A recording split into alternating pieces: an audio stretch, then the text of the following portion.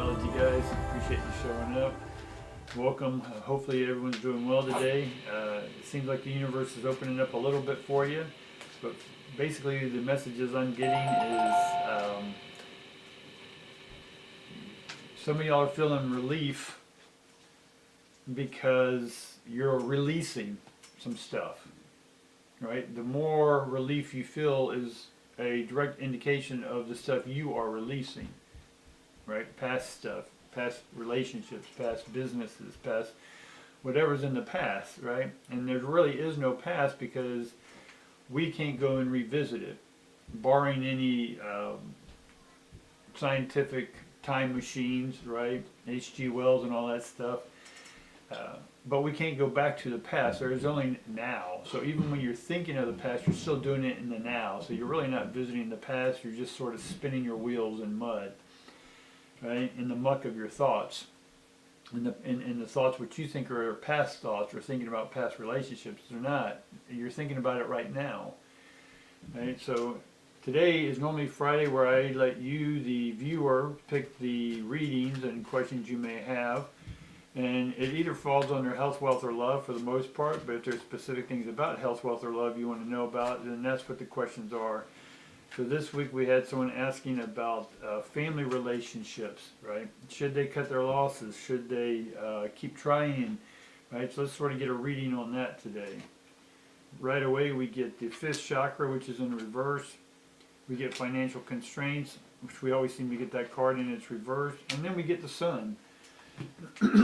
So that's a good ending to what is coming. This is sort of our future, right? The future of we've released financial constraints. Now again, this one says financial constraints, but it's reversed, so we don't have those financial constraints, right? But we've got to make sure that we're paying attention to that. Even though things may not be as you want them to right now, you may not have enough dollar signs in your life, but there's also having the thought that money doesn't help you breathe. Yes, we can get technical. If you need life support, then it's helping you breathe. I get all that, guys. Right. What I'm saying is that those who are just walking, talking daily, money is not going to help you breathe, right?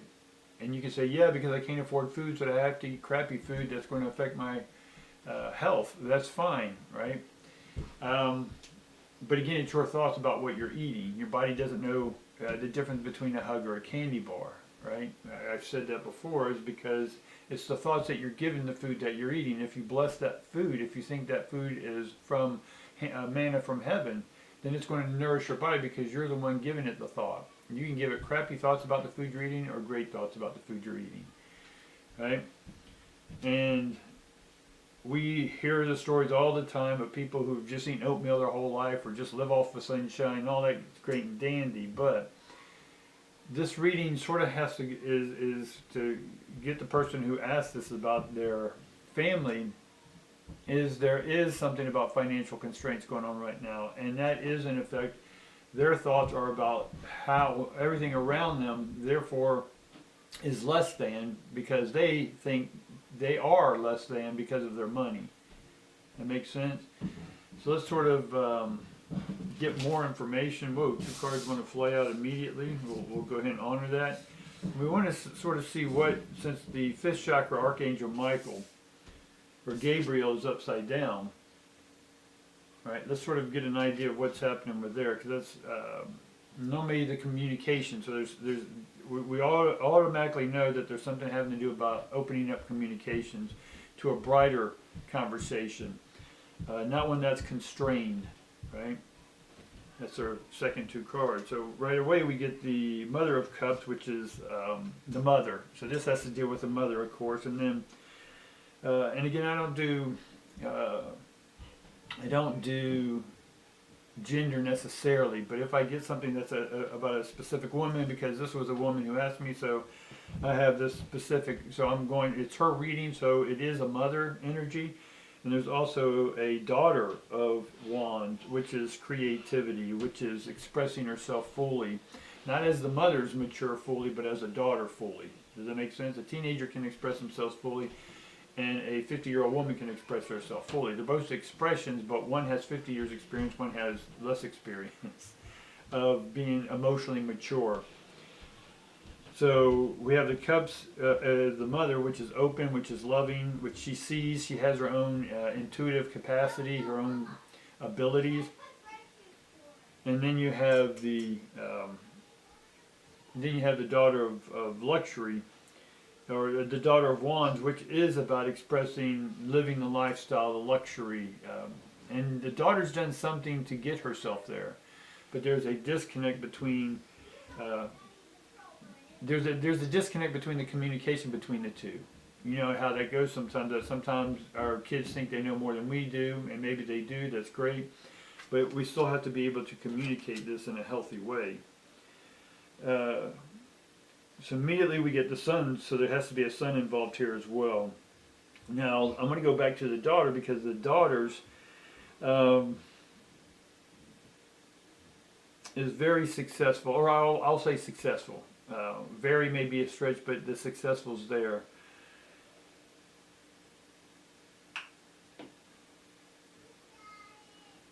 And is all about, they may be a Aries, they're showing the world who they are, right? Aries like to show themselves out, right? They're very in command, they're leadership. And then if there's another leader, there's sort of going to be butting heads. But this daughter is sort of living her own life, but the mother, in one sense, is wanting to keep open communications, but somewhere here the mother has an issue with how the daughter's doing it, because maybe the mother herself didn't do it the way she wanted to do it, and maybe pushing or projecting some of that onto the daughter, right? Because maybe the mother made some bad mistakes, if we will, and maybe see the daughter doing that same thing. But again, we all have to make our own mistakes. And again, a mistake is just a mistake, right? They're going to get the ability to do it over again. Now there's a son that's sort of a more neutral individual, maybe the peacekeeper in the family. Now again, these can be grown adults, young adults, whatever, but what I'm getting is this one, I know it sounds weird, but they're more cowboyish. They're more, or maybe adventurous. So let me put it that way: adventurous. What I'm getting is sort of Indiana Jones energy, right? So they like an adventure. Maybe they're a researcher of some sort, or archaeologist, something within that field, and they're trying to keep the peace between the mother, or help the mother understand the peace between the daughter. And so the high priestess comes in, but the high priestess is in reverse, right? Now the high priestess is, you get the high priestess messages when you meditate or connect to her frequency, which the high priestess, like the oracles, when they do a reading for you, they are in a deep trance state, right? So the meditation on the daughter's side is not being, she's not contemplating maybe her how would you put it?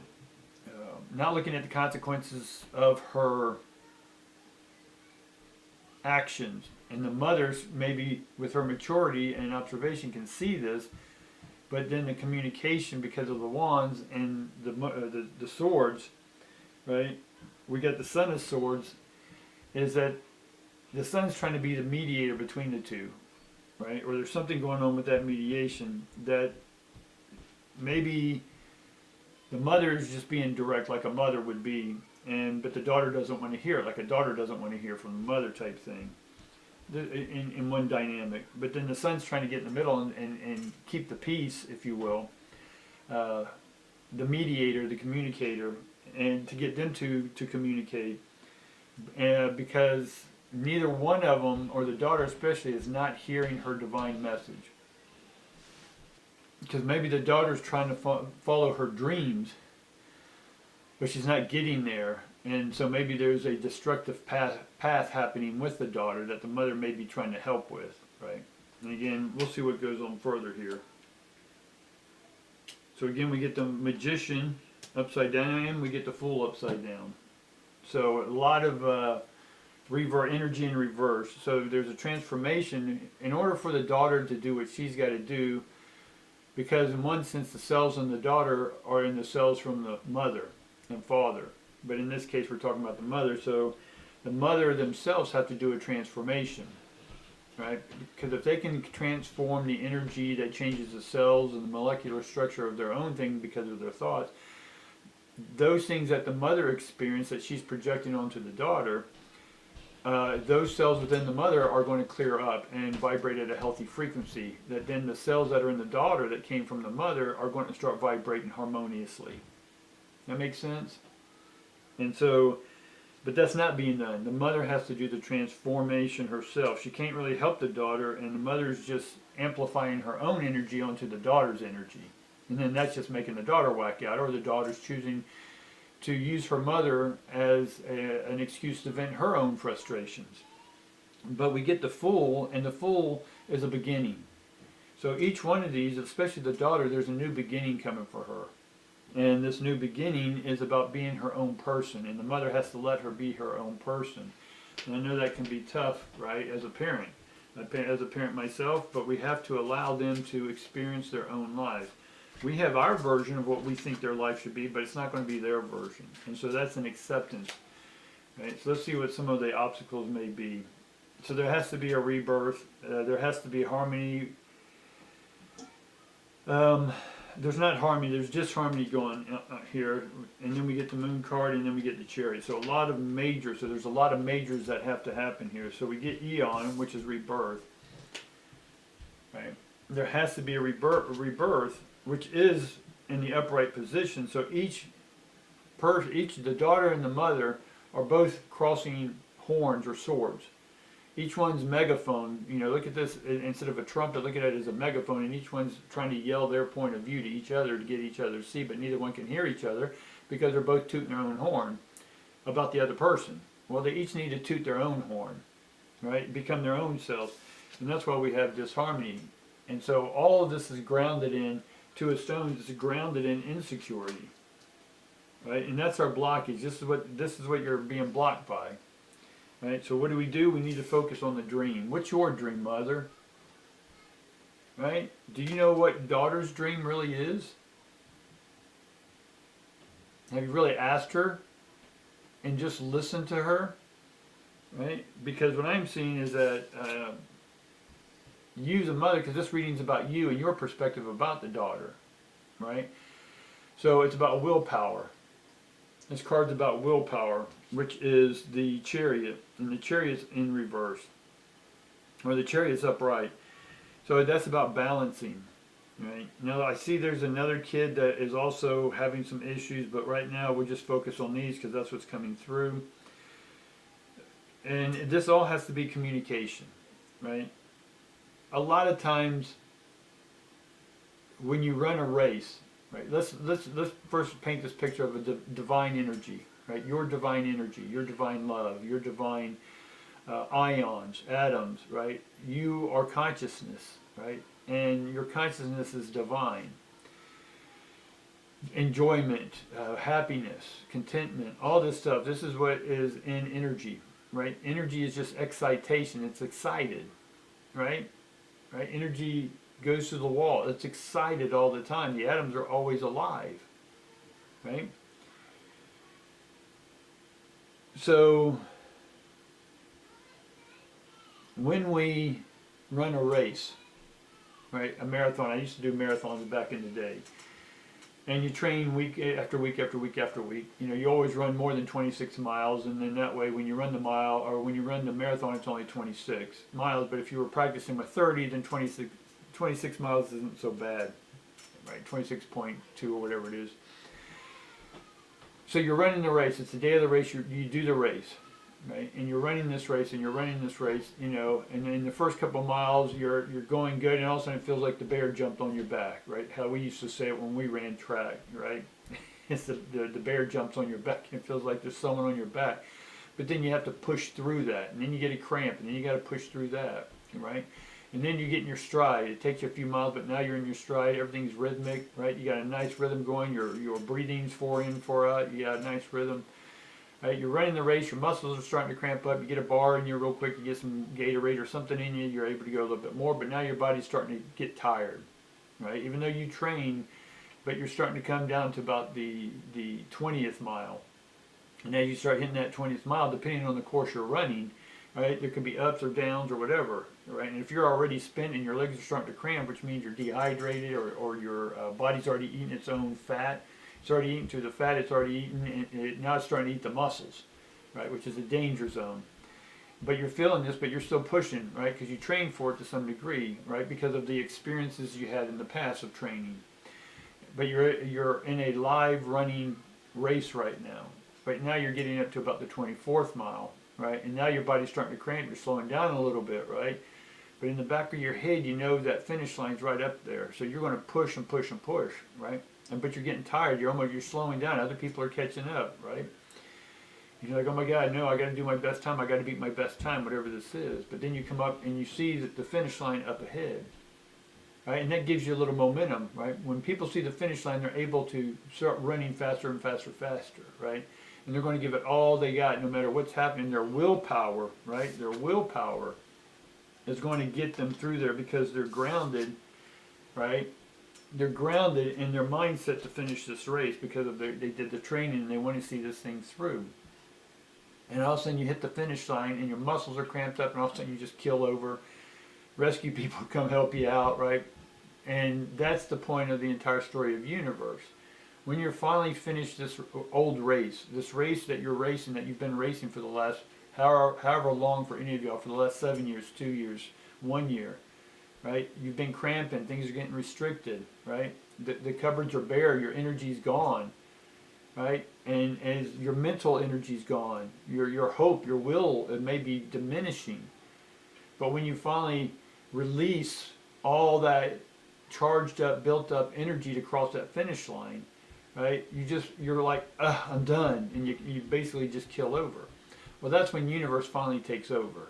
Is when you finally quit trying to run your race in a new race that's ran off of the past training, right? Everything you're going through now is the ending of an old race, if I wasn't clear on the point, right?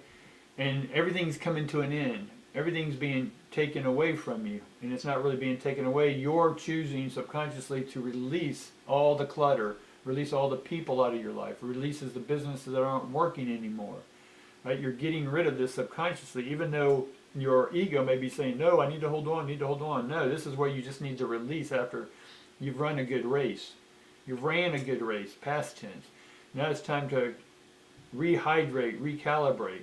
And this is energy, this is God coming back into your life. Because you've been running this race on your own, right? From your ego. Now it's about opening up to your higher self and letting that God take over. That makes sense? So I think the old saying is that when you're at the end of the rope, God's there to catch you. Right? So a lot of you are at the end of